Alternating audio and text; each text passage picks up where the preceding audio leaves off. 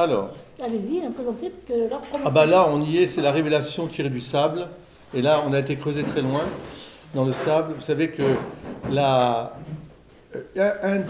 comment dire, une des preuves, entre guillemets, des preuves pour authentifier la foi, la solidifier, etc., ce sont aussi l'archéologie. L'archéologie fait aussi partie, bien sûr, des sciences qui vont aider à solidifier la foi. Voilà. Donc l'archéologie n'est pas quelque chose d'anecdotique, au contraire, et c'est pour ça qu'on est très heureux de pouvoir vous présenter aujourd'hui, après avoir parlé de tous les manuscrits possibles et inimaginables retrouvés, après avoir parlé, on avait parlé au départ de on avait présenté l'archéologie déjà. Après, l'école archéologique et biblique de Jérusalem. Après, on avait parlé de Jérusalem. C'est ça. Et le chemin de croix, notamment. Et ensuite, on est parti sur les manuscrits. Maintenant, les on s'est dit, Qumran, ouais. Qu'est-ce que l'archéologie nous dit des voyages de Saint Paul? Parce que je voudrais simplement vous poser une question. Je ne parle pas à Dominique, à Sœur Dominique. Je parle à Nicole éventuellement et à d'autres. Est-ce que vous avez une idée à peu près du nombre d'années que Saint Paul a passé sur les routes pour évangéliser? Comme ça, au hasard. 3 ans, 5 ans, 10 ans, 30 ou 40 ans, 25, une vingtaine d'années. Oh oui, beaucoup plus. Donc Georges est beaucoup plus proche de ça. C'est plus de 30, je pense plus de 35 ans de voyage. Hein. Il a évangélisé, il est mort dans les années 67.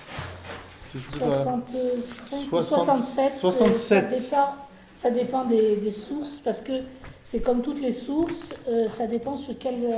calendrier. Non, pas seulement le calendrier, mais sur quelle source on s'appuie, d'accord. Parce qu'il peut y avoir... vous savez, c'est un peu comme quand j'étais jeune, j'avais rencontré un médecin qui était né en Syrie. Il ne savait pas vraiment l'année où il était né. Ils ont tous été déclarés en même temps, tous les enfants. Parce que tout n'est pas comme chez nous. Voilà, donc vous pouvez avoir ces décalages-là qui sont normaux même de nos jours. En tout cas, on sait que c'était un jeune homme au moment du martyre de Saint-Étienne. Ouais. Jeune homme, ça veut dire jeune homme chez les Romains ou chez les Grecs, ça veut dire, je pense, une vingtaine d'années quand même déjà, ou 16, 18 ans, en tout cas c'est sûr. C'est pas un ado simplement de 14 ans, c'est un jeune homme, et disciple de Gamaliel, et ensuite, après Damas, donc c'est très peu de temps après, il va partir sur les routes, il va rester au désert, c'est toute une histoire. Et donc on a des traces, évidemment, des voyages de Saint Paul. Pour ceux qui ont été avec moi à Malte, vous savez qu'on appelle aussi l'île de Saint-Paul, Gozo, etc. Alors, Laure. Alors pour commencer, je vous présente le seul guide des voyages de Saint-Paul qui existe. C'est celui-là. Voilà. Donc plutôt que vous faire passer, je vous fais passer carrément Voilà. Donc c'est le guide des voyages de Saint-Paul. Voilà, dessus, il vous présente à la fois l'histoire, la vie de Saint Paul, les lettres, les actes aussi, bref, un peu tout. C'est très exhaustif. Il vous présente aussi les villes où il est passé, où il est resté, voilà. C'est un livre très intéressant. C'est le seul qui aborde l'archéologie, puisque Jean et Mériot, vous avez vu, je m'en suis beaucoup servi pour l'archéologie biblique. C'est sa spécialité. Il a été à l'école biblique de Jérusalem. Donc voilà, vous avez ce livre-là. Après, vous avez des vidéos pour ceux qui veulent la vie de Saint Paul. Vous avez Paul, tout simplement, apôtre du Christ.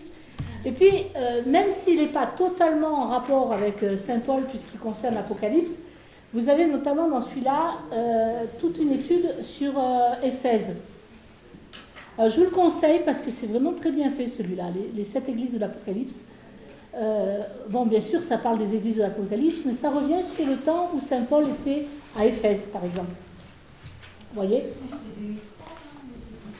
Ouais. Ce chapitre 2 et 3 du livre de l'Apocalypse, oui. Pour cette église. Oui. Je n'ai pas parlé du livre de l'Apocalypse. C'est la petite introduction pour ne pas faire peur aux gens, ça. Oui, non, ce que je veux dire par là, c'est qu'ils se sont servis beaucoup d'archéologie pour expliquer Éphèse.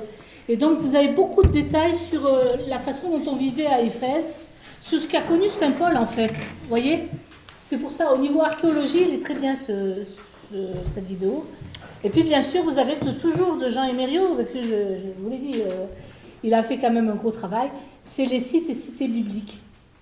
C'est un gros pavé aussi, où vous avez de l'Ancien Testament au Nouveau. Hein. Voilà. Et Voilà. puis, tu as présenté le film. Alors les films, ils sont là, mais on les Non, voit. mais tu l'as présenté, d'accord. Voilà. Ensuite, bon, on va recommencer d'abord par la géographie. Toujours la géographie, puisque vous savez que Saint-Paul a évolué dans un décor naturel qui est composé de plaines maritimes et des plaines intérieures aussi, et des montagnes. Alors ça fait comme à Nice, vous savez, vous avez les montagnes, et puis ça descend très vite sur la mer. Voilà, il a ce genre de décor, ce qu'on appelle un décor méditerranéen, tout simplement. Hein. Et puis le climat aussi, c'est un climat méditerranéen, comme tout le monde sait. Un climat méditerranéen, l'été, Et froid. voilà, glacé. L'hiver est Très chaud. très chaud. Voilà. Non, mais c'est important parce que le climat, ça induit la façon de vivre, forcément. Il y a du vent. Il y a du vent, donc les étés sont longs et sans pluie. Les hivers sont courts mais rigoureux, bien sûr. Les pluies sont torrentielles, ça vous rappelle sans doute un peu ici. Hein. Les printemps sont soudains avec une végétation abondante en quelques jours ou semaines et les automnes sont brefs. C'est le climat qu'on a ici, hein, c'est la Méditerranée en gros. Vous voyez ? Donc c'est important. C'est aussi, je vous l'avais déjà dit, une zone de secousses telluriques assez fréquente, les secousses telluriques. Donc il y a pas mal de changements dans ce qu'on voit là-bas. Et par exemple, en 7 avant Jésus-Christ, il y a un tremblement de terre qui a ravagé l'ouest de l'Asie mineure. Et le 2 août 79, c'est l'éruption du Vésuve et ça a détruit Pompéi et Herculanum. D'accord ? Voilà. Ils sont rayés de la carte. Donc ici, je vous ai sorti aussi une carte où vous voyez à peu près tout le bassin méditerranéen avec tout ce qui est produit, parce que c'est important au niveau du commerce, etc. Tout ce qui est produit, alors en or, argent, plomb, cuivre, fer, bien sûr la métallurgie, les marbres. Par exemple, en Italie, vous avez beaucoup de marbre, mais il n'y a pas qu'en Italie. Les verreries, les tissages, les poteries, les céréales, les vignes, les huiles, les élevages, les pêches côtières, etc. Donc, ça, c'est les cartes. Hein. Vous pouvez regarder, c'est important aussi parce que le commerce a toujours une très grande importance. Alors, l'histoire de Saint-Paul couvre 3 périodes. Est-ce que vous savez lesquelles ? Non. Pas du tout ? Oui. Eh bien, écoutez, il couvre la période royale, la période républicaine et puis après la période impériale. Et lui, la période impériale, c'est de moins 30 à 476. Donc il est né sous la période républicaine, mais aussi il a vécu sous la période impériale. Et ils héritaient de la période royale qui était juste avant. D'accord ? Voilà. Donc Saint-Paul est né sous l'empereur Auguste. Il a vécu à Jérusalem sous Tibère. Il a connu son chemin de Damas sous Caligula et il accomplit ses grands voyages sous Claude et Néron. Il est citoyen romain, il est chez lui de Jérusalem à Rome, il est toujours soumis aux mêmes lois. Quel que soit l'endroit où il est soumis aux mêmes lois. D'accord ? C'est important aussi parce que, bon, il est romain et c'est tout romain là, à ce moment-là. Donc, on se demande des fois quel bâtiment il a pu voir à Rome, par exemple. Il a vu la curie de Jules César, les temples de Saturne, la concorde de Castor et Pollux. Castor et Pollux qui n'est pas du tout dans un dessin animé. Hein. Je dis ça comme ça. Le temple de Vesta, la basilique Julia, le palais de Tibère et de Caligula, le pont Roto, le théâtre de Marcellius, le théâtre de Pompée, les thermes, les aqueducs, le cirque Maximus. Vous voyez, il y avait quand même des grands monuments à Rome à ce moment-là. Et donc, il a vécu dans des villes qui sont de construction romaine. Alors, ces villes, elles sont constituées de bâtiments publics ou privés, religieux ou commerciaux. Donc, il y a une artère principale, toujours, dans ces rues, dans cette ville. elles ont 2 voies larges et dallées, avec des trottoirs et des passages cloutés. Oui, il y a des passages cloutés. Donc, C'est ça qui bouche les affaires? oui, c'est ça. Quand vous avez des photos de Pompéi, vous avez justement, vous voyez comment étaient faits les passages cloutés. C'était des grands morceaux des grands blocs de pierre, où les gens sautaient d'un bloc de pierre à l'autre et l'espacement était calculé pour les charrettes. Voilà, ça évitait aux gens de se mouiller les pieds. Bon, maintenant, nos voitures sont trop basses pour... non, ça ne marcherait pas. Mais voilà. Donc, à partir de cette rue principale, vous avez des rues qui partent un peu dans tous les sens. Ça dépend aussi de la configuration du terrain.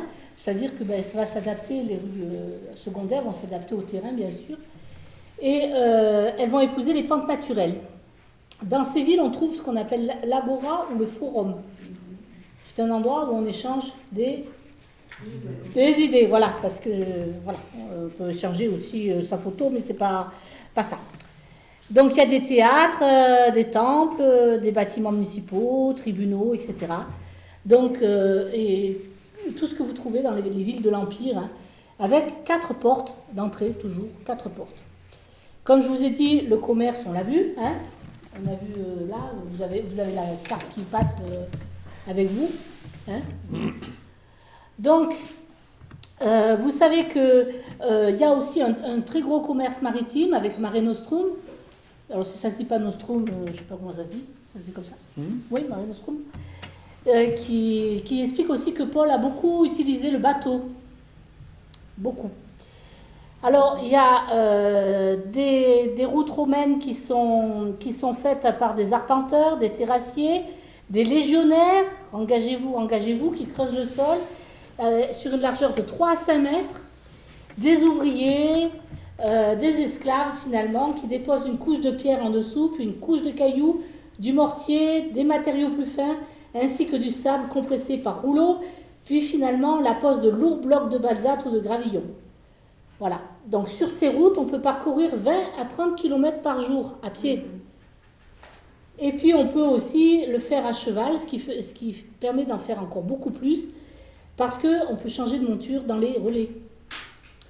Et dans les ports, vous avez beaucoup d'esclaves pour décharger et charger les bateaux. La population, Rome compte alors 1 million d'habitants, c'est pas mal. Alexandrie 700 000, Antioche-sur-Oronte 500 000. La Syrie procure des fruits, de la toile de lin, des soieries, des tissus de pourpre, du bois de cèdre des esclaves. La Cilicie, des manteaux de poils de chèvre, des tentes, des pierres à aiguiser.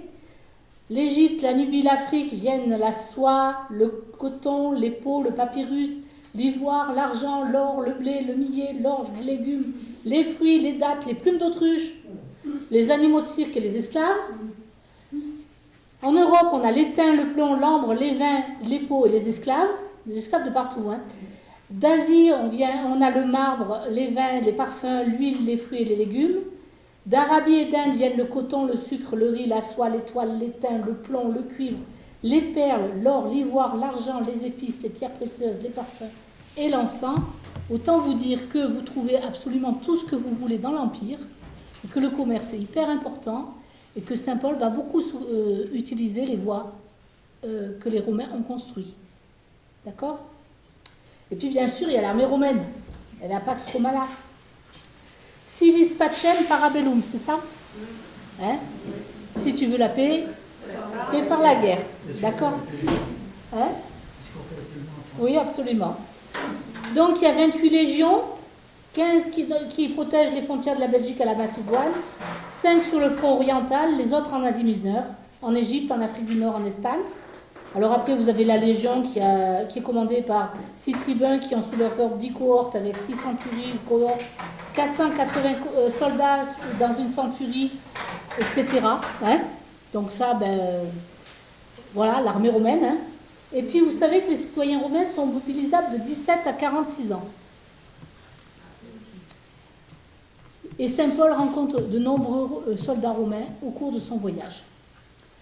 La société, le latin est la langue de la capitale, le grec est privilégié par les commerçants, les marins et le peuple, Et dans les premières communautés chrétiennes, on parle le latin, le grec et les langues locales.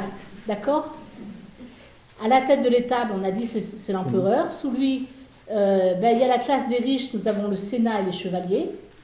Ensuite, nous avons les citoyens romains composés des hommes libres, des affranchis et des soldats. Enfin, nous trouvons les esclaves, les prisonniers de guerre et les enfants d'esclaves. Très hiérarchisé, hein ? D'accord ? On sera à l'hôpital. Ouais. La famille aussi est très hiérarchisée avec le pater familias, le père, et qui a tous les droits. Après les fiançailles, le mariage est célébré dans la maison de la fiancée devant 10 témoins et avec une signature de contrat. Voilà. Vous avez beaucoup de fêtes religieuses, beaucoup de jeux. On fête aussi l'anniversaire de l'empereur, les combats et le théâtre. Au niveau des écrivains, vous avez du temps de Saint-Paul. Hein. Cicéron, Virgile, Horace, Tite-Live, César, Ovide. Au temps de Saint-Paul, il y avait Sénèque, Phèdre, Sénèque, Pline l'Ancien, Tacite et Pline le Jeune. Voilà.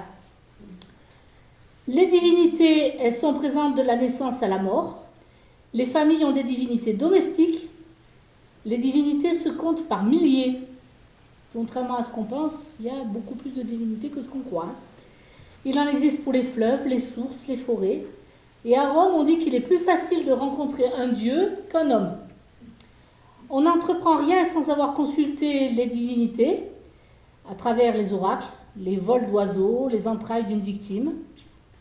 Le culte de l'empereur est majeur et l'empire se révèle accueillant pour les divinités étrangères.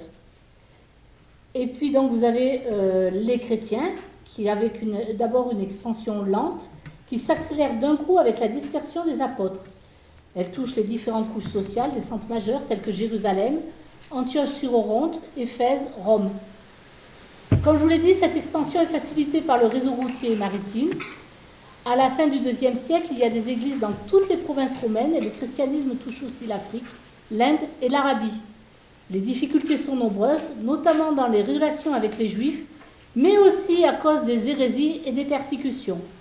Alors les persécutions, vous en avez entendu parler forcément. Les hérésies, vous avez par exemple les Nicolaïtes, les Niconaïtes, voilà. Nicolas qui était un diacre qui a un peu mal tourné. Ouais, un des diacres, vous savez c'est le diacre. Nicolas, oui, il a fait son truc à lui. Hein. Oui. Hein? Rien de nouveau sous le soleil. Rien de nouveau sous le soleil, il y en a toujours qui dérapent. Donc vous commencez déjà avec des hérésies. Nicolaïtes. Ouais. Vous avez aussi un truc... Les Simonites. Non, c'est pas ça, c'est que grâce aux hérésies, on a progressé dans notre foi. On ne commence pas par nos hérésies. Grâce aux opposants, on affirme notre foi. C'est ça qui est intéressant. Oui, ça je dis... Ils ont permis à Paul de préciser sa doctrine. Grâce à ça, merci aux Nicolaïtes, merci aux opposants, parce que ça force à trouver le terrain d'entente et à comprendre la volonté de Dieu, quelle est notre foi. Oui, mais je veux dire par là que c'était quand même quelqu'un, Nicolas, qui était quand même un des premiers diacres, puisqu'il était dans les diacres. Voilà. Vous avez Simon aussi. Ben oui. Simon qui a été aussi Simon extraordinaire. Le magicien, oui. Simon le magicien qui a été très fécond aussi. Il a fallu le combattre aussi. Oui. Grâce à ses réflexions, on peut dire qui on est. Oui, ça je suis d'accord. Mais ce que je veux dire par là, c'est que ça a posé des vrais problèmes. Voilà. C'est chouette. Oui, mais bon. Ce qui n'est pas chouette, c'est qu'il soit parti. Voilà. Ils sont restés sur la position. Voilà. Ça pour être restés sur la position, ils sont bien restés sur la position. Hein. Voilà. Donc, Patrice, tu pourrais mettre le Saint-Paul numéro 1, s'il te plaît. Alors voilà, je vous ai récupéré certaines vidéos. Celle sur Saint-Paul qui va vous expliquer un peu Saint-Paul, mais qui est Saint-Paul. C'est une vidéo qui vient du Collège des Bernardins. Donc on ne va pas passer les 9 autres. Non, mais c'est intéressant. Voilà, je l'ai choisi parce que justement il faisait une présentation de Paul avant Damas. Et j'ai trouvé que c'était bien de pouvoir comprendre son parcours, de bien resituer où il était, ce qu'il avait fait et comment ça s'était passé. Je voudrais simplement signaler une chose importante pour moi, c'est que, et qui n'est pas soulignée assez, c'est que, vous savez, on a expliqué avec Laure les différentes parties de la vie des Juifs. Il y avait différents courants. Oui. Alors, vous vous rappelez les courants? Il y a les Sadducéens, qui sont un peu plus portés, je dirais, vers, on pourrait dire, tout ce qui tourne autour du temple. C'est un peu un élitisme, on va dire, et très lié au pouvoir. Mais très élitiste, donc le peuple, ça ne les intéresse pas trop. Pas du tout. Les pharisiens, au contraire, eux, ils ont une vision très, très, universelle de la loi, qui doit être pratiquée par tous. Et donc, pour ça, ce sont des religieux, mais qui veulent que tout le peuple pratique vraiment cette loi. Les 632 prescriptions que personne, ou combien, je ne m'en veux plus, il y en a 17, mais bon, peu importe. Mais en tout cas, même Jésus dira, vous ne les accomplissez pas. Et pourquoi c'est important? Parce qu'il se heurte à une communauté juive naissante qui suit le Christ, qui lui-même est juif. C'est la Torah qui a sculpté le Christ quelque part. Et le Christ qui ramène à la Torah d'ailleurs, c'est-à-dire au cœur même de la Torah. Et qui prétend justement à une pratique religieuse universelle. Mais déjà pour tous les juifs, qu'ils soient pauvres, riches, etc., avec une vie religieuse intense. Et ça, les pharisiens sont attirés dans un sens, et en même temps ils sont heurtés parce qu'il semblerait que Jésus non pas ne fasse peu de cas des prescriptions, puisque lui-même dira « je ne suis pas venu pour abolir, mais accomplir », pas un seul iota, etc., mais qui recentre les prescriptions sur le cœur même de la Torah, qui est « tu adoreras Dieu seul de tout ton cœur, toute ton âme, toutes tes forces, et le prochain comme toi-même ». Donc en ramenant ça vraiment à l'amour, à la charité. Et Paul, lui, va faire cette découverte. C'est pour ça qu'il y a cet hymne de la charité qui est au cœur même de son enseignement, qu'on verra aux Corinthiens. Mais voilà, il faut bien comprendre que les pharisiens et les chrétiens sont très proches. Il y a beaucoup de pharisiens qui sont avec le Christ au départ. Et Jésus aime être avec les pharisiens. Ce n'est pas ses ennemis, au contraire. Il y en a qui seront vraiment jusqu'au bout avec lui. Parce qu'ils ont une vision justement de faire pratiquer la religion à tous. À tous. Seulement, ils sont un peu, malheureusement, un mauvais zèle, on va dire. Ils se heurtent à la question de la grâce. Et ça, c'est Paul qui va le découvrir, enfin, dans le chemin de Damas, et surtout de ce corps du Christ, voilà, que nous formons tous. Donc c'est très important pour bien comprendre vraiment le lien entre les pharisiens. Il est vraiment disciple de Gamaliel. Il est pharisien d'éducation et il va s'épanouir dans le christianisme. Et c'est vraiment merveilleux. Voilà.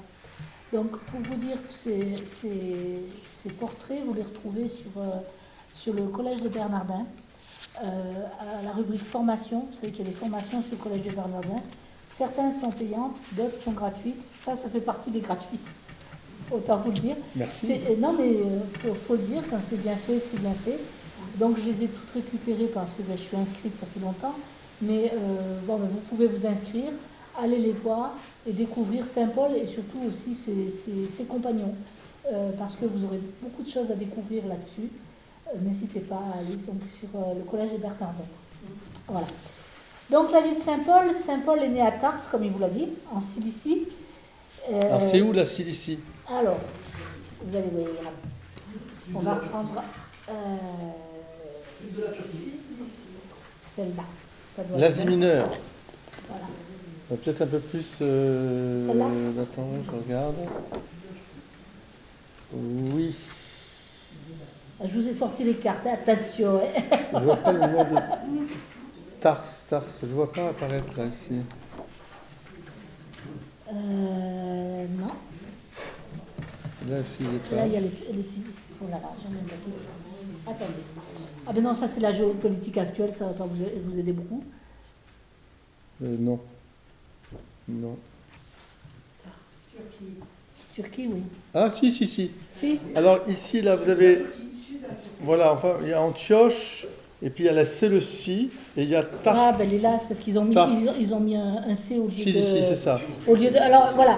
Alors, ça, c'est le gros problème aussi. Vous vous trouvez avec des noms qui varient selon la carte. Une fois, il y a un S, une fois, il y a un Y, une fois... Enfin, bref, j'y suis pour rien. Hein, ça doit dépendre, j'imagine, de la façon dont si vous voulez, c'est au-dessus d'Antioche, Tars. Hein, donc, on n'est pas loin de la Syrie. Voilà. Vous voyez? On est en face peut-être de l'île de Chypre, si vous voulez.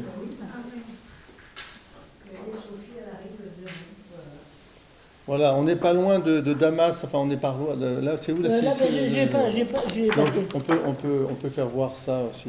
C'est sur la carte, c'est à droite, au fond à droite. Quand vous arrivez Damas, au point, c'est à droite. Voilà. Donc en fait, il est effectivement situé dans un coin qui l'ouvre à à la Méditerranée, je dirais Jérusalem, Damas, Syrie, et à la Méditerranée, Asie mineure, etc. Attendez, non, excuse-moi. Je fais passer comme je peux. Parce que... Antioche, donc Damas, pas loin, etc., etc. Et ensuite, ça l'ouvre au monde grec. Donc on voit bien qu'il est vraiment, comme il a très bien dit, il a des 3 cultures.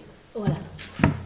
Oui, alors je vous ai pris des cartes d'époque et des cartes de maintenant. Parce que les noms ayant changé, enfin bref, faut comparer avec les différentes cartes. D'accord? On fait ce qu'on peut avec les cartes. Hein. Voilà. Donc Providence. Hein? Ah oui, là j'ai tiré les cartes. Hein. Non, en fait, c'est Patrice qui les a mis qui me les a agrandis, etc. Parce que franchement, il a été super là-dessus. Vu le nombre de documents que je lui ai tirés, vous pouvez le remercier. Moi, merci Patrice, merci, un grand merci. Ça, et les vidéos, c'est lui qui a réussi à me les récupérer. Voilà. Si, faut le dire. Alors, je dis aussi, une autre personne qui m'a aidé, qui est en train de baisser la tête, c'est Michael. Merci bravo, Mika Michael. aussi pour m'avoir aidé. Mika, c'est important que vous sachiez qui m'a aidé sur ce coup-là. Mika, voilà. C'est notre nouveau Saul, devenu Paul. Voilà. Donc, comme on vous l'a dit, Paul appartient au plus pur judaïsme par ses parents pharisiens, parents dont le père était sans doute maître artisan ou entrepreneur prospère dans la fabrication de tentes et le commerce de toiles. Vous savez qu'à un moment donné, justement, Saint Paul rappelle qu'il a travaillé pour gagner sa vie à un moment donné dans les tentes. Hein? Tout à fait. Hein? Voilà. Saint Paul dira, je reviens à mon activité voilà. de tisseur de toiles de tentes. Donc c'était quand même des commerçants qui devaient être aisés parce que pour payer des études à Jérusalem, c'était pas donné non plus. Hein? Donc forcément, on pense qu'il était quand même avec des parents assez aisés. Oui. Il a une sœur qui habite Jérusalem. Son nom juif lui est donné au 8e jour après la naissance, au moment de la circoncision. Donc Saül ou Saul, je ne sais pas exactement moi. Il est souvent appelé par son nom romain. Le nom romain, c'est Paul. Voilà. Il est citoyen romain, comme on l'a dit. Il parle plusieurs langues, grec, latin. Dès l'enfance, il apprend à tisser le poil de chèvre. Et aux environs de 20-25 après Jésus-Christ, aux environs de 20-25 après Jésus-Christ, il part étudier à Jérusalem. Il suit l'enseignement de Gamaliel, puis il revient à Tars. Il revient à Jérusalem en 36-37 après Jésus-Christ. Selon la date la plus probable, Jésus a été crucifié le 7 avril 30, bien que les années aillent de 29 à 33. Là aussi, ça dépend des calendriers, des recherches des uns des autres, bref. En gros, celle qui revient le plus souvent, c'est le 7 avril 30. Je ne sais pas, mon père, vous? Je suis d'accord. Oui, on est tous d'accord. Vous êtes tous d'accord? Voilà. Sans ça, vous pouvez aller creuser. Il y a des choses. Mais Saul, il était en quelle année, grosso modo?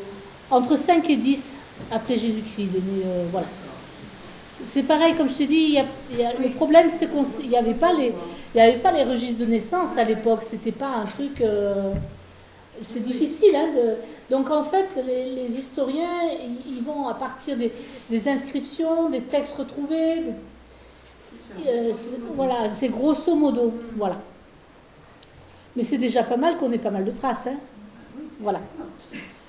Alors, quelques temps plus tard, après la crucifixion de Jésus, a eu lieu la première Pentecôte chrétienne. Hein. La communauté des disciples grandit rapidement sous l'impulsion des apôtres et des diacres, dont Étienne qui fut lapidé. Alors ça, c'est dans les Actes des Apôtres que vous le retrouvez. Hein. Les chrétiens se retirent alors en Samarie et à Antioche sur l'Oronte. Vous devez avoir Antioche sur l'Oronte quelque part sur les cartes. De toute façon, si ce n'est pas sur cette carte, vous le retrouvez sur une autre là. Je vous en ai fait des cartes. Et Saint Paul se rend donc à Damas. C'est donc là qu'a lieu la révélation sur le chemin de Damas qui va faire de lui un apôtre. Pourquoi on l'appelle apôtre? Puisqu'il a vu le Christ, et cela même si l'appel reçu est différent de celui des apôtres. D'accord? C'est Ananie qui va s'occuper de son enseignement à Damas. Donc vous avez les autres vidéos, vous aurez Ananie sur les autres vidéos que je vous ai présentées. Voilà. Saint Paul abandonne la loi pour tout donner au Christ. Il ne vit que pour annoncer sa vie, sa mort et sa résurrection. Il sait que le salut est gratuit et toute l'importance de recevoir la grâce. Si ça s'étend avant le premier voyage et juste après la révélation de Damas, Saint Paul rejoint l'Arabie, puis il revient à Damas où on cherche à le supprimer. C'est à ce moment-là que les chrétiens de Damas organisent son évasion de nuit dans un panier au-dessus des remparts. Et oui, alors, voilà, ça déjà, c'est une colonne romaine de Damas. D'accord? Voilà, vous regardez tous les deux. Ici, vous avez le plan de Damas. D'accord? Avec la porte Saint-Paul. D'accord? Par laquelle il se serait donc... Voilà, la porte Saint-Paul, qui est là. Là. Voilà. D'accord? Et voilà une porte. Et voici la porte vers laquelle il s'est sauvé. Non, on comprend très bien. Voilà. Imaginez le beffroi. Dans le panier, vous savez, il avait mis le panier, il l'avait mis dans un panier, etc. Comme Moïse. Voilà. Oui, c'est vrai, mais un peu plus grand quand même. Et ici, vous avez la chapelle souterraine construite sur la maison de Sainte Ananie. Là. Voilà. La maison d'Ananie. La maison d'Ananie. Vous avez une chapelle qui a été construite dessus. D'accord?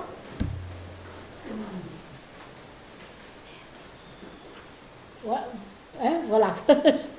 Je peux vous garantir que trouver les documents a été une épopée. Ananie, c'est celui qui a reçu. Voilà. D'accord? Mon frère Ananie. C'est ensuite les frères de Jérusalem qui le conduisent à Césarée de la Mer. Donc on avait vu Césarée de la Mer qui avait été construite par Hérode, etc. C'était assez majestueux aussi. Hein. Il y reste 2 ans, enfin non, il embarque après pour Tarse, où il reste 2 ans à Tarse. Puis Barnabé vient le chercher pour l'amener à Antioche sur l'Oronte.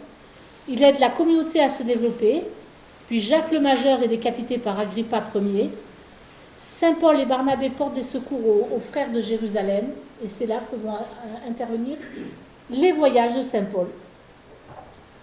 En 45 oui. Après Jésus-Christ, quoi. Voilà. Ah, disons que vous vous rappelez que c'est à ce moment-là qu'ils reçoivent la mission. Voilà. Ils vont à Jérusalem, ils sont d'abord à Antioche choisis, l'Esprit Saint les choisit. Avec Antioche la communauté d'Antioche. Sur l'Oronte. Ah. Il y a 2 Antioches. Oui. En plus, je me suis amusée à chercher 2 Antioches. Non, c'est ça. Et après, à Jérusalem, ils vont recevoir la mission du collège des apôtres, qui vont aussi mettre Paul et Barnabé en leur disant, voilà, d'accord, vous allez aller évangéliser. Apporter la bonne nouvelle du royaume comme aujourd'hui pour la mission. Oui. Donc ici, vous avez les différents peuples mentionnés dans les Actes des Apôtres. Donc je vais revenir d'abord sur les lettres de Saint Paul, juste un peu avant, comme ça c'est un peu... Voilà. Ça simplement peut-être donner quand même une chronologie, c'est-à-dire que... Je la donne après. Vous la donnez après? Oui. Parce que, voilà, regardez, vous allez voir ça. C'est vraiment important de voir, comme je vous ai dit, il a des voyages qui... il va être un voyageur jusqu'à la fin de sa vie. Il va donner sa vie, bien sûr, en tant que missionnaire, et comme tous les apôtres, d'ailleurs, et qui vont voyager beaucoup aussi. Mais on peut dire que, imaginez de voyager pendant, je ne sais pas, on va dire entre 15, 16, 17 ans, et même peut-être plus, parce qu'il a tellement voyagé de toute façon que là, c'est ses grands voyages de 45 à 61, mais voilà. Il y a des cartes tout à fait exceptionnelles qui ont été faites aussi sur ces pérégrinations diverses et variées. Ouais, vous avez le premier voyage, 45-49, 50-52, 53-58 et 60-61. Voilà, donc, pour revenir voyage maritime. Non, pas seulement. Quel est le rapport entre ces voyages et le fait que Paul ait demandé « Je suis citoyen romain, vous allez me juger à Rome ». Est-ce que c'est ça qui fait l'impulsion des voyages? Non. Ça, c'est le dernier voyage qui va être concerné par le fait qu'il ait demandé à être jugé à Rome. Ça, ce sera son dernier voyage. Mais les premiers voyages, c'est vraiment c'est la mission. C'est la mission. Il est parfois emprisonné, battu, enfin tout ce qu'on veut, etc. Il a bien ramassé, ça c'est sûr. Donc les lettres sont d'abord des écrits exposant des points de doctrine, de morale, de liturgie. Elles livrent de nombreux détails sur les lieux visités, la chronologie des événements vécus par saint Paul, la concomitance avec les faits historiques.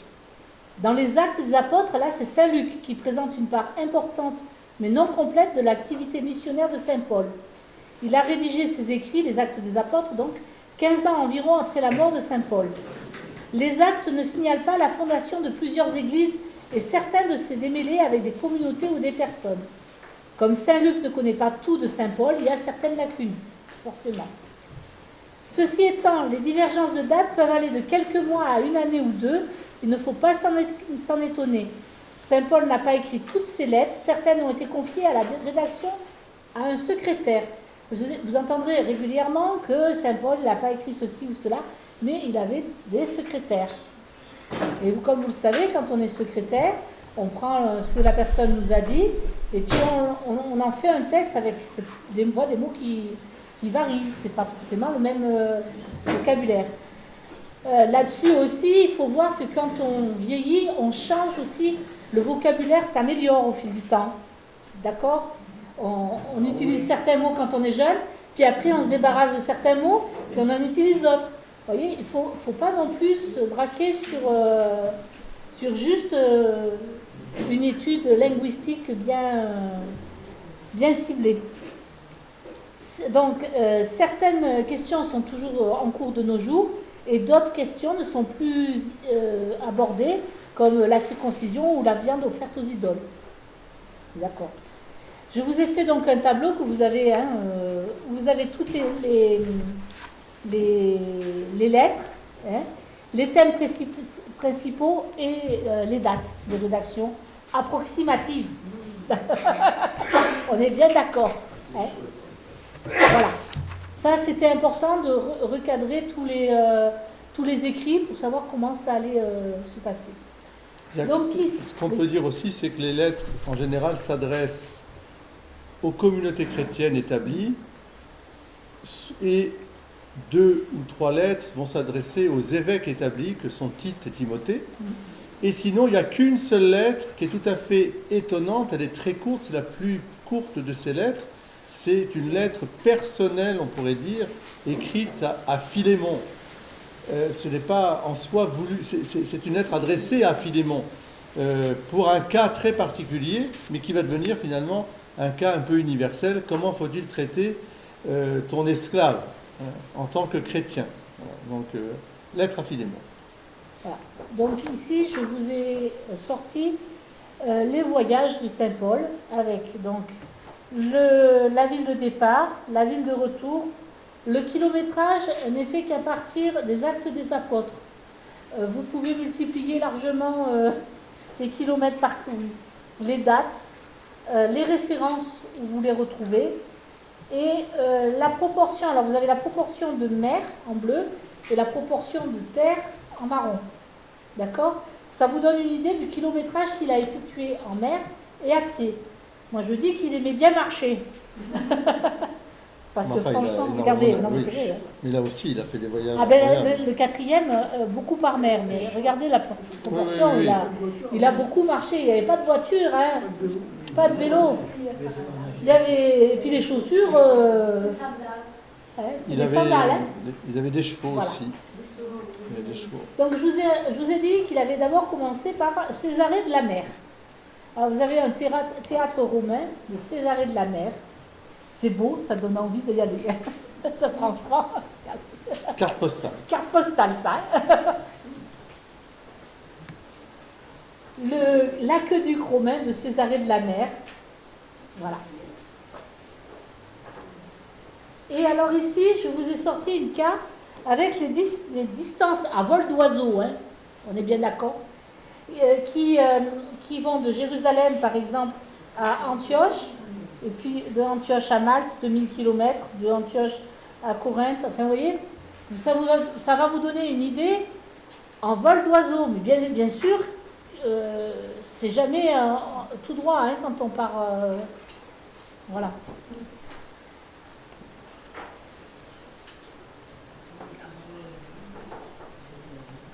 Et je vous ai sorti, je vous ai dit, je vous ai fait des cartes, hein, vous avez quoi imaginer. C'est intéressant parce que ces cartes, ça vous permet aussi, si un jour vous voulez aller sur les pas de Saint-Paul, autant que vous sachiez sur quel voyage vous allez partir. Et ça peut vous donner de grosses indications et vous éviter de partir un peu dans tous les sens si vous voulez faire un parcours cohérent. Voilà.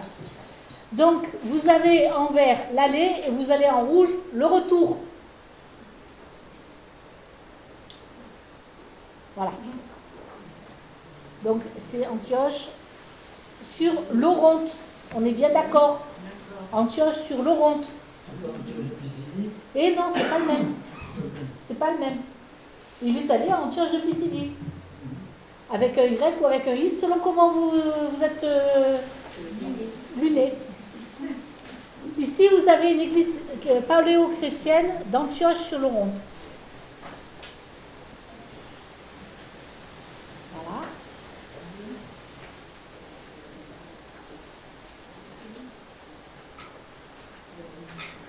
Donc, le premier voyage.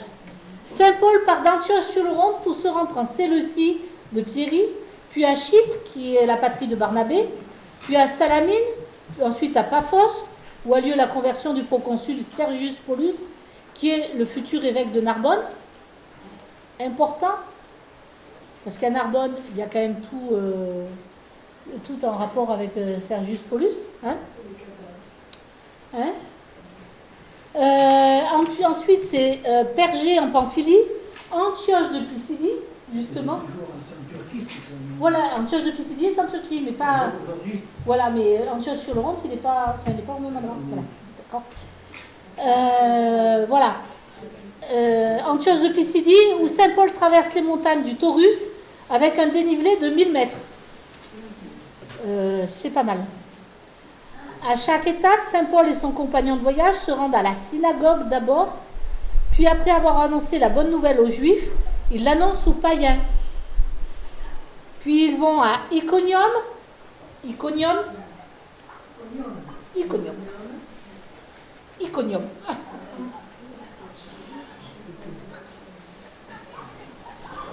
Et ça, c'est Antioche de Pisidie. Ah oui. Ça, c'est Antioche de Pisidie.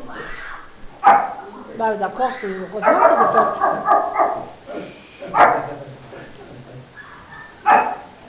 Et puis, il va à Lystre, à Derbé, où ils sont alors pris pour des dieux à cause de la guérison d'une personne impotente. Il retourne à Lystre, puis à Iconium, à Pergée, à Athalie, Séleucie de Pierie, et enfin Antioche sur l'Oronte, soit un parcours de 2000 km à pied et en bateau. Alors le père a décidé de faire un pèlerinage à pied, n'est-ce pas, pour tout le monde. Ce sont des voyages qui durent au minimum 2 ans, 3 ans, 4 ans. Hein. Faut voir. Donc, et je voudrais dire aussi que avant tous ces voyages, avant toute sa mission, Paul a d'abord été un ermite quelque part. En Arabie, il est resté une dizaine d'années faciles après sa conversion au christianisme, probablement lui-même, le dira-t-il, initié par Jésus lui-même, qui est venu le voir. Voilà, il a eu des visions du Christ subséquentes à sa conversion de Damas. Donc c'est quelque chose qui est très, voilà, qui est tout à fait inouï. Hein. Et il dira lui-même d'ailleurs, était-ce dans mon corps ou hors de mon corps, j'ai été élevé jusqu'au 7e ciel, là où je ne peux rien dire de ce que j'ai vu. Voilà, donc il y a vraiment quelque chose de tout à fait particulier dans la vie de Saint Paul et qui lui donne cette force. C'est vraiment la colonne. C'est pour ça que l'Église en a fait la colonne à côté de Pierre. Parce qu'en soi, il y avait les 12 apôtres et puis lui, il est la colonne de l'Église. En 48-49, il y a l'Assemblée de Jérusalem, qu'on appelle à tort le Concile de Jérusalem, où on aborde le problème de la circoncision. Puis il y a le deuxième voyage en 50-52, enfin 50 à 52, parce que voilà. Donc il part de Jérusalem pour aller, une fois de plus, à Antioche sur l'Oronte, hein, bien sûr. Enfin, il repart de Jérusalem, va à Césarée de la Mer, puis pour Antioche de l'Oronte, puis Derbé, Lystre, Iconium, Antioche de Pisidie, la Galatie, la frontière entre la Bithynie et la Mysie, c'est-à-dire que vous l'avez ici, voilà, il passe juste à la frontière là. Il rentre ni dans l'un ni dans l'autre, juste à la frontière. D'accord. Puis Troas, la Macédoine, là on quitte l'Asie pour passer en Europe, Néapolis, Philippe, avec le baptême de Lydie, marchande de pourpre, Amphipolis, Apollonie, Thessalonique, Bérée, Athènes, avec la rencontre de Denis l'Aéropagite et Damaris, Corinthe avec Aquila et Priscille, d'où il écrit à 2 reprises aux Thessaloniciens, Sancrée, Césarée de la Mer, Jérusalem, et finalement Antioche sur l'Oronte, 3700 km. 2 ans. 1 kilomètre à pied. Ouais. Alors, je vous ai mis Troas, où vous avez les vestiges qui sont au bord de la mer. Hein, Troas. Voilà.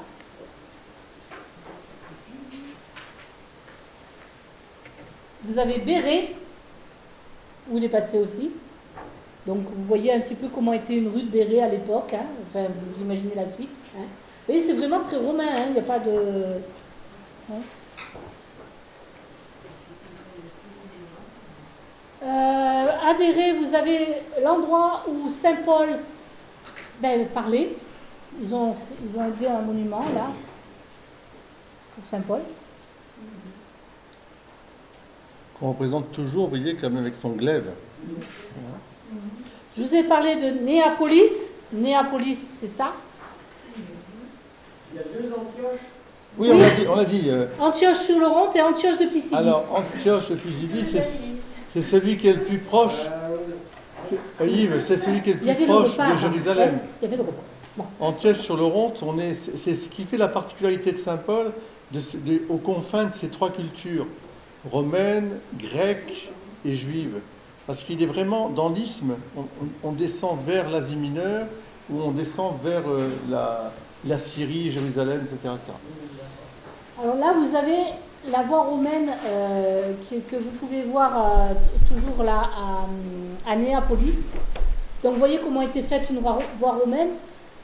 Certes, ça devait être pratique, parce que ça devait être à l'époque bien plat, etc. Mais en fait, c'est quand même des grands pavés. Hein. C'est pas si facile que ça comme marche, hein, moi je pense. Alors, Philippe, où il y a les vestiges du lieu où il y a eu un procès public de Saint Paul. Donc tout ça, vous le retrouvez soit dans les actes, soit dans les lettres. Hein. Corinthe, où il a été jugé pour religion illégale. Ah oui, il a vécu des grands moments. Hein, Là, vous voyez bien comment était faite l'artère de Corinthe. Vous voyez, l'artère principale. Vous voyez, c'était une grande rue avec les bâtiments commerce et administratifs et tout. Oui. Voilà. Hein, vous voyez, ça, c'est une rue typique. Merci. Il y avait même c'était très propre. Il y avait les rigoles entre les deux. Il y avait les toilettes publiques qui était très très bien fait, il y avait des salles de massage, enfin, vraiment il y avait la vie à la romaine, c'était bien organisé. Hein. Ouais. Alors. Donc après vous avez le 3e voyage de 53 à 58, 5 ans. Toujours d'Antioche d'Oronte. Toujours d'Antioche-sur-le-Rhône pour Derbé, Lystre, Iconium, Antioche de Pisidie, je vous en ai fait passer.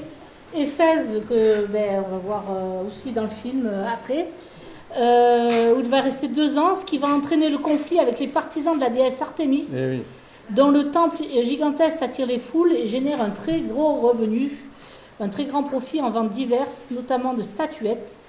Et comme Paul convertit pas mal de monde, ils voient leurs bénéfices s'effondrer. Ça les met dans une grande colère et c'est là que ça se corse.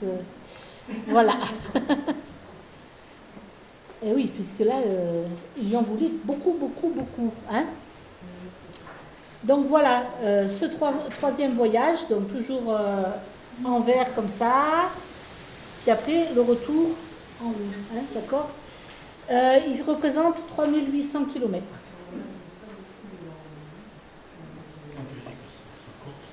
Ça se corse, chef Bastia. C'est Don Corleone. Oui, Don Corleone, oui. Là, c'est la Odyssée. La Odyssée. Vous voyez, vous avez de grandes ruines. Hein, enfin. Moi, j'ai eu la chance de me promener dans ces rues, justement. Le grand théâtre ouest de la Odyssée. Extraordinaire ce théâtre. C'est vraiment incroyable. Vous jetez une petite pièce en duo, là, on entend en bas ou en bas et on entend en haut. C'était incroyable. Les pièces de théâtre. Ça, c'est Adramitium, Lithium, je sais pas. Lithium, oui. Comme ça, avec 2 T. Bon, enfin bref. Voilà. Et enfin, vous avez le 4e voyage, 60-61, où Saint Paul est arrêté à Jérusalem, puis transféré à Césarée de la Mer, où il va passer 2 ans. Au terme de ces 2 ans, il va demander à être jugé à Rome en tant que citoyen romain. Cela va représenter 2000 km de navigation en longeant les côtes, parce qu'à l'époque, on ne s'aventurait pas. Ça va donner aussi un naufrage hein, à Malte, qui va les pousser à passer l'hiver à Malte. C'est là que vous avez dû aller, là où il a été naufragé. Oui. Hein. L'île de Malte. Et il passe 2 années à la capitale, Rome, donc, avant d'être libéré. En tout, cela aura représenté 4200 km de parcours. Donc vous y ajoutez les 2000, les 3700, les 3800.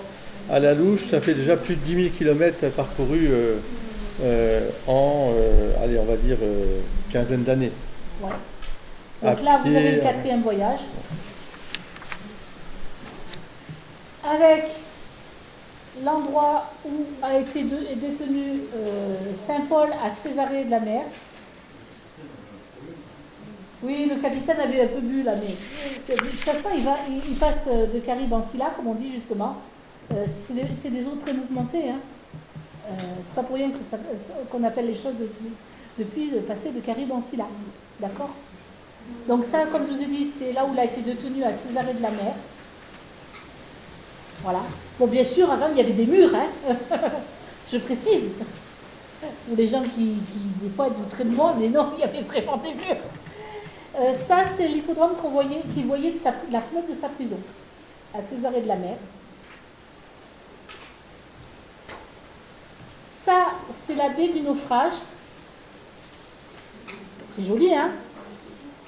Alors, c'est l'île de Gozo, en fait. C'est une bonne idée de faire naufrage là-bas. Voilà.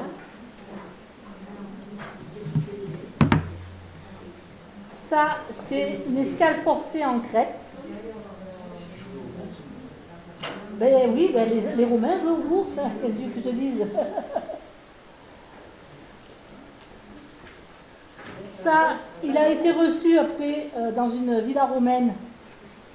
Voilà les restes de la villa romaine. C'est joli comme tout, hein. Vous ne trouvez pas? C'est à louer. Ça, c'est les grottes funéraires en Crète. D'accord? Qui donnent directement sur la mer. C'est aussi,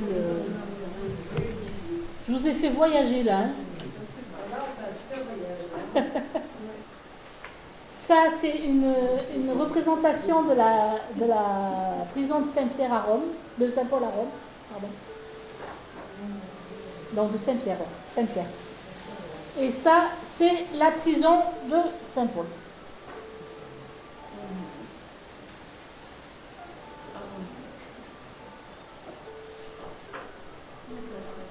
Ça, c'est les murs de la prison où il était enfermé, avec ici la fontaine, enfin je ne sais pas comment on dit, la source avec laquelle il a baptisé les gens, voilà. Voilà une autre vue de la cellule, hein. Voilà. Vous voyez toujours, hein, plus ou moins, vous voyez toujours l'endroit où il a baptisé, hein, voilà. Il y a un téléphone qui sonne. Hein. Il n'y a personne. Il y a une belle musique.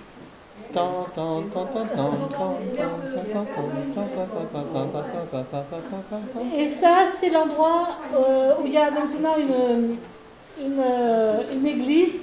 C'est l'endroit où Saint Paul a été malheureusement... c'est la basilique Saint-Paul hors les murs. Voilà, donc Saint-Paul, 3 fontaines, voilà. On dit qu'il a été décapité sur la Via Appia. Là, donc, vous avez tous les sites visités par Saint-Paul. Donc, si les gens veulent, vous pouvez le photographier, hein, vous avez tous les sites. Et enfin, vous avez le voyage de Saint-Paul en Espagne. Alors, c'est intéressant. Bon, c'est une hypothèse. C'est une hypothèse. Elle a des fondements. Mais elle a des fondements, ouais. Alors, je remercie, c'est ce que je vous disais, hein, j'ai demandé à notre espagnol de service, à Miguel, de m'aider là-dessus. Et donc, Miguel del Toro. il a fait des recherches là-dessus justement pour voir si c'était documenté, si c'était pas documenté en Espagne, parce que moi je parle pas espagnol, hein, et voilà. Donc je parle comme une vache espagnole. Voilà. Et alors, Michael, pardon. Ça y est, t'as changé de prénom, c'est bon. Ça reste le même. Ouais. En fait, comme tu le dis, il n'y a pas grand-chose. Archéologiquement, il n'y a rien d'attesté.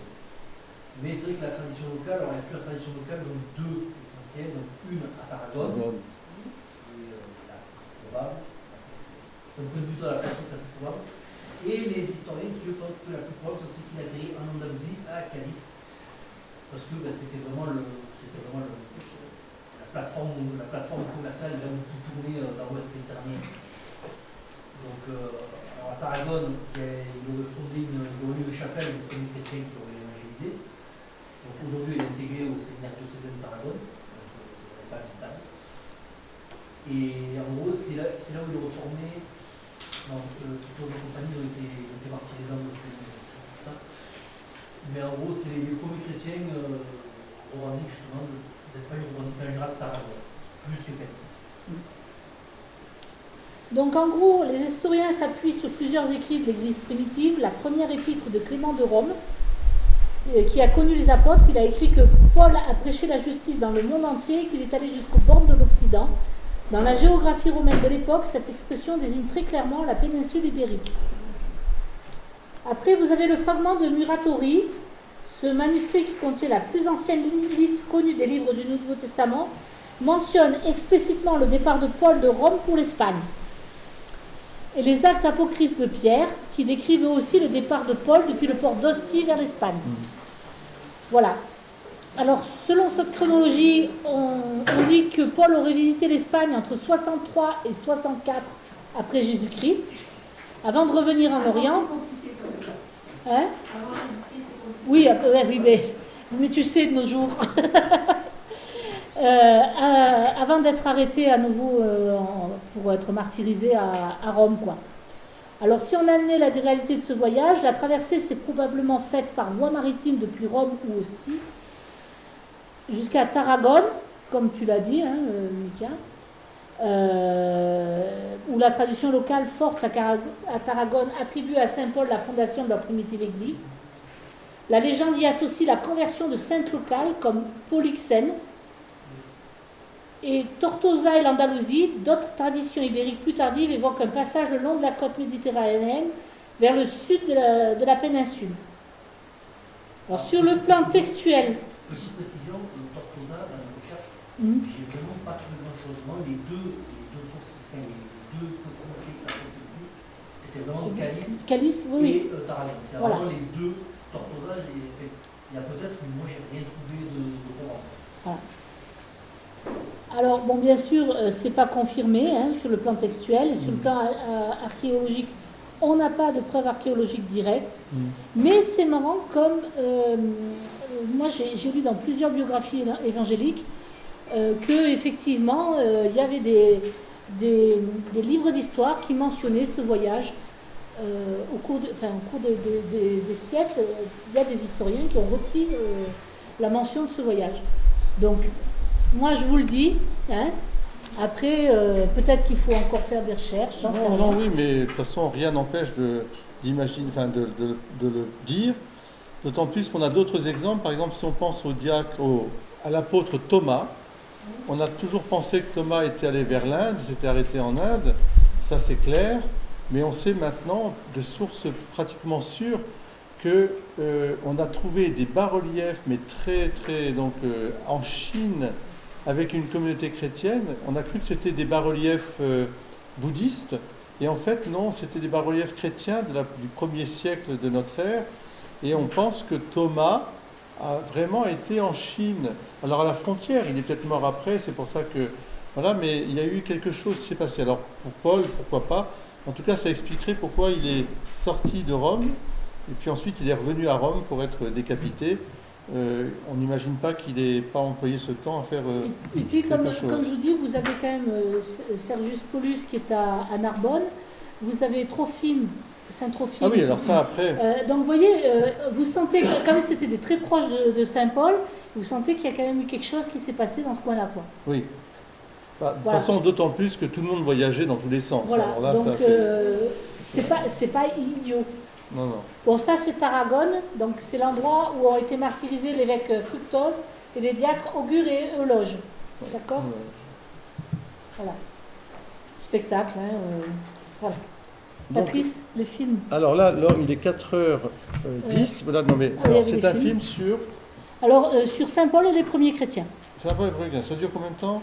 3 fois 15 minutes. 3 fois 15 minutes. On le prend ? Ça vous va ou c'est trop long ? Vous dites ? Vous dites, parce qu'on programme pour le mois prochain, pour le début juillet. Parce que moi, en juillet, j'aurais voulu, il y a deux choses, j'aurais voulu quand même qu'on voit le film Saint-Paul, qui est un film magnifique, qui a été réalisé avec Jim Caviezel, et qui est un film, si vous voulez, où on voit Saint-Paul dans prison, attendant son martyre, et c'est Saint-Luc qui vient l'interroger un peu comme un journaliste, un peu. Et donc c'est captivant, c'est très beau comme film. Et je pense que ça serait bien, me semble, voilà, un très beau film à voir pour l'été, pour nous ouvrir sur l'été et garder le sens de la mission aussi. Saint-Paul, voilà. Là, ce qu'on peut faire, c'est 3 fois 15 minutes, mais le premier, c'est sur les... En fait, j'ai eu beaucoup de mal à trouver quelque chose qui concerne l'archéologie et Saint-Paul. Oui. Donc j'en ai trouvé un. La personne avait coupé le film en 3 fois 15 minutes. C'est un seul film, mais il est coupé en 3. On prend la première partie, on regarde un petit peu, allez, on le lance.